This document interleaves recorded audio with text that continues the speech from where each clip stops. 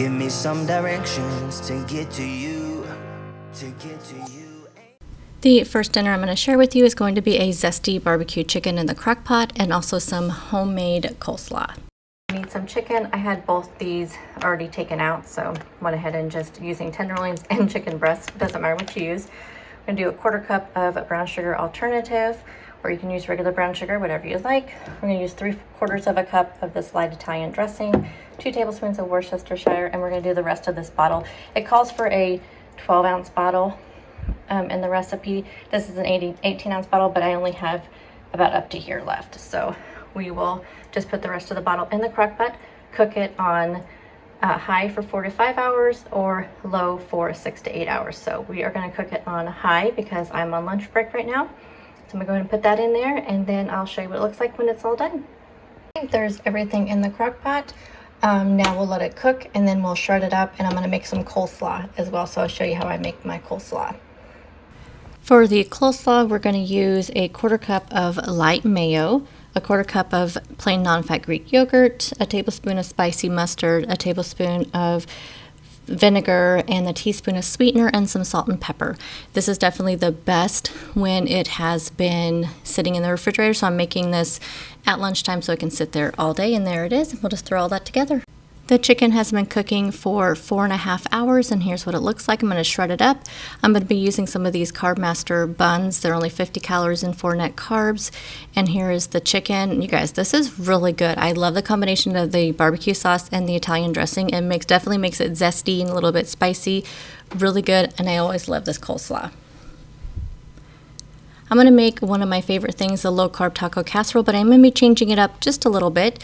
So the first thing we need to do is cut up our veggies. So I have some red bell pepper here. I'm going to take a shortcut with the onions like I usually do. You need some cauliflower rice and some ground beef. This is some 96% lean ground beef. So I'm going to cook that up, and then we're going to add in the cauliflower rice to a pan. And I like to kind of dry cook it to get the moisture out. I'm going to use some of my homemade taco seasoning. I do have a video on how I make the taco seasoning. I'm going to put a little bit of that in there with the cauliflower rice as I'm sauteing that up. And then also I'll add some to the ground beef, but I'm adding the peppers and the onions to the ground beef so I can cook those up until they get nice and tender. And here it is with the taco seasoning as well. Now the little twist that I'm adding onto this is I'm going to add some fat-free refried beans. Never done this before. I did a cup of refried beans. The first layer is that cauliflower rice in the bottom of your dish. And then you want to add in your ground beef if you add the beans in there, so that layer is next. And then we're going to add on some cheese. So I just used 3/4 of a cup of this reduced fat Mexican style cheese and put that on top. And then this is going to go into a 375-degree oven for about 20 minutes, just really until everything is all combined and the cheese is all melty. And this is what it looks like. And then I always top mine with some lettuce, some salsa, and some sour cream. The next dinner is probably one of my favorites this week, and it's some French dip chicken sandwiches.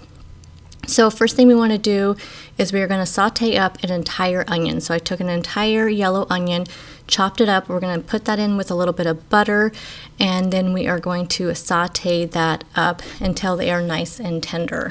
I would say I probably cooked mine for about 10 minutes or so.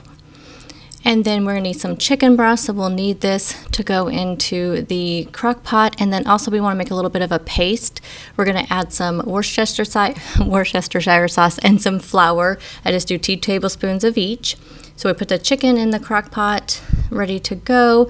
And then we're going to go ahead and add in some garlic. I always add in minced garlic in pretty much everything. We're going to add in a little bit of salt and pepper as well on top of that chicken.